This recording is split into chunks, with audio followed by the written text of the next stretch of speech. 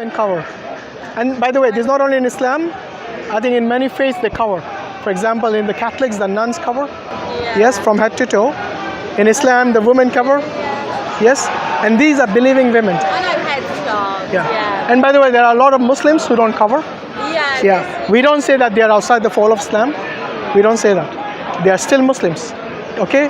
They need to improve, just like many men need to improve in their ways, in the way they lead their life, in the way they dress even. Yeah, Yes? I mean, maybe it is too much of a focus on that for a lot of Yeah, women. so don't, About what I'm saying is like, Islam. don't make that as a means for you to stop you learning about Islam, because the reason Muslim women cover is, first and foremost, it is what their God has told them to do, and See, that's the right point. but that's not the only thing. The other thing is, it makes them, it is like an identity for them, that they are believing women.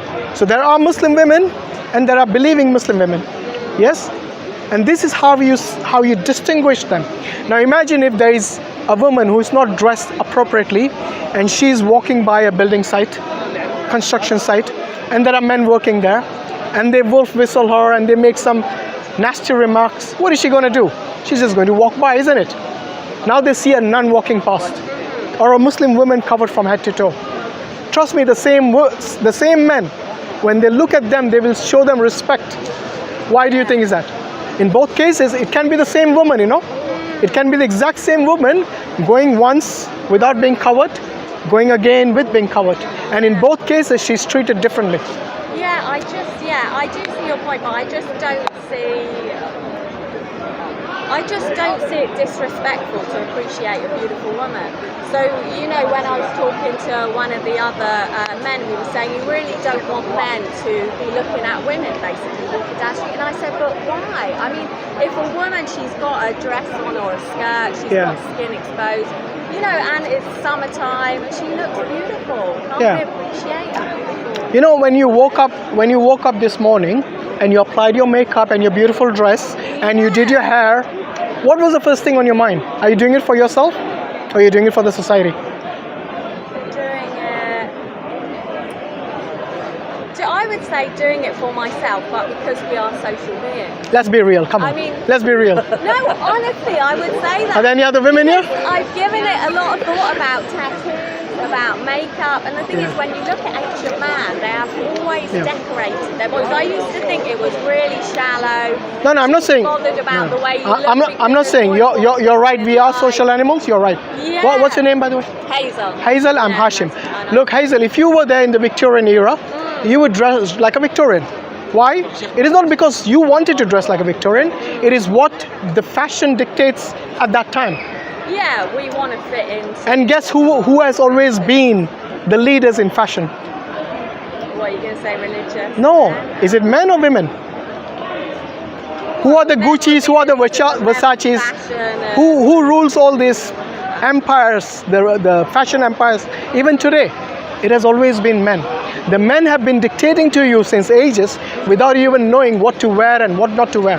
What kind of makeup to apply, what kind of hair to fashion yourself with, what kind of dress to wear. They have been dictating to you since time immemorial. Okay. You see what I mean? But why is that an argument? Now I'll tell you why you dress like that. It is not for yourself. It is not even for the people around. It is for those fashion gurus.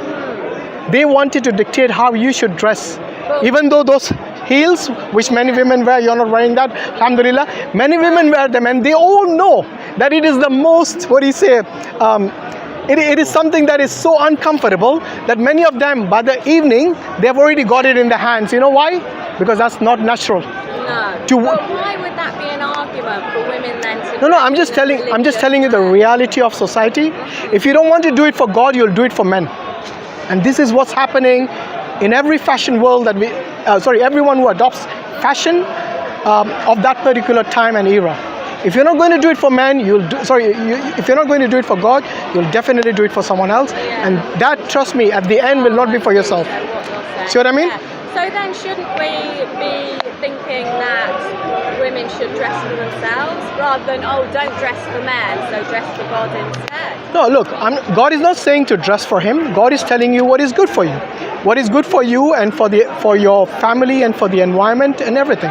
You know, look, Yeah. God is also, The thing is, by the God way, tells me it's good for me to mind yeah, myself. God has also told the men to lower the gaze, and it's to lower the gaze, not to look at something which is harmful or something which harms you, spiritually. And God has also told the women to lower the gaze. In both cases, it's an equal responsibility. Yes, and there are things that God has told men, like for example, the financial responsibility in Islam is always of the men, never of the women. Even if the woman is earning more than the man, then it is still his responsibility. Yes, and by the way, it doesn't mean that the wife, if she wants to help out in the family, she can't, she has to. But for her it's voluntary, for the man it's mandatory. Yeah. Would you say that is something which is discriminatory for the men? Discriminatory for them. If they are the ones given the financial responsibility all the time? No, I like Of course you would like that. You would like them to pay your bill at the restaurant, even if you were dating them, if you were not even married to them. Because this is how the society, I do get those yeah, this is the society that we live in. Just for me, It drives us in this manner. Get over that, Yeah. So the the covering, wedge. It feels Yeah. to me the wedge women are pushed into. which wedge is that? Well, just how they should dress. No, but you see, what you're doing is, why don't you ask those women who are covering maybe? I'm a man, I'm not going to do this because, mashallah, there's a sister behind you. Sister, did somebody force you to wear that? No. That man has got his hands up, so he's saying no. But I want to know from yourself. Yes? So ask them if they are forced to do it. Because what many Western women and even Eastern, they think that the Muslim women are in this regressive state where they cannot perform well in their life. My wife is a doctor, alhamdulillah, and she still covers at her work. Yes? Yeah. And the thing is that it doesn't stop them doing the things that you would be doing normally in your life. I mean, obviously there are things like partying in the clubs and all that. Even the men are told not to do that, not only women. Right. Oh, well, I tell you, I experienced something the other day. We went to a Somali restaurant, and Nice food, yeah? it was Alhamdulillah. lovely food. It was beautiful. Alhamdulillah. And we got ushered to sit in a booth with curtains around it. Oh, wow. Because I was a woman. MashaAllah.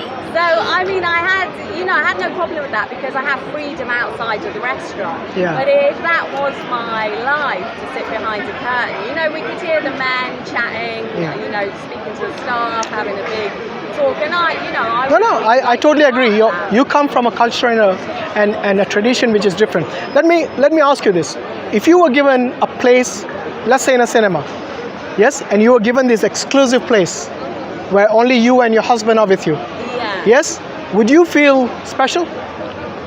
Even if there was a curtain, even if there was a curtain there where nobody can see you can only see the screen, would you not feel special? In fact, people would pay premium to be in that situation. They would pay extra money. So you should go and thank that Somali. Give them extra tip, next time, inshallah. Yeah, we did. Yeah, we had a nice. Look, it's how we perceive the world. If you're going to think that this is something which demeans you, then everything you will see around you, you will interpret it as such. Yeah. Just put a positive spin on certain things, and you'll get, inshallah. Yeah, of The course. evening could have been much richer. Basically, the more people you speak to, I think, life is richer. Yeah. Look, nobody stops you speaking, even if you're in a hijab. Yeah, but unnecessary flirtation is what Islam doesn't prohibit. It is something that Islam prohibits. Yeah. So this is what we are saying. It is, look, end of the day, when your husband or your wife, when they're alone at home, yes, and you're away from them, either at work or somewhere else, yes, you wouldn't expect them to bring some stranger to your home and get busy with them. You wouldn't want that, because that shows that you respect her even when she's alone, or when you will respect him when he's alone at home. And this is what Islam is telling us, to respect each other. You're not a competition. You help out each other. So what Islam does by telling the women to cover and for the men to lower the gaze is that this evil that we find in the society, it is something that can get us quite easily. Yes, today our youngsters have been exposed to videos and pictures even though they might be doing it behind our backs, it's so easy to do that through the internet, you know. Pornography has become like mainstream today. And there's no laws against this. Nobody stops anyone anymore. Yes, it's become so common that people even stop talking about it as being something evil. Whereas back in the days, you know, when our parents and grandparents were around, they would go to lengths to stop such things. Yes, they would question who is your boyfriend. Why would they do that? They were still non-Muslims.